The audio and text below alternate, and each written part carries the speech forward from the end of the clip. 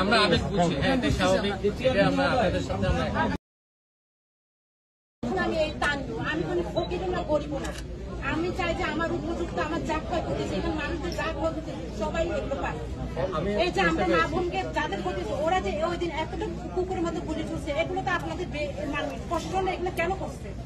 আমাদের নারীদেরকে বেরোতে দিচ্ছে না, শিশু বেরোতে পারতেছে, এমন ভাবে গুলি চলছে। আমার অসুস্থ মাকে নিয়ে আমি পানির মধ্যে ডুবে থাকছি, জানেন জীবন ভাগিস টিপিস পড়াশোনা, আমি সোজা ক্লিনিকেও চাকরি করি, আমার ওই দিন মিটিংও ছিল।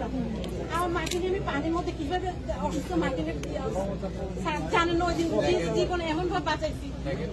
আমার আমি তার নেওয়ার জন্য আসি, আমি আমার দুঃখের কথা বলতে দুঃখের কথা শুনবো। আমি চাই যত সম্ভব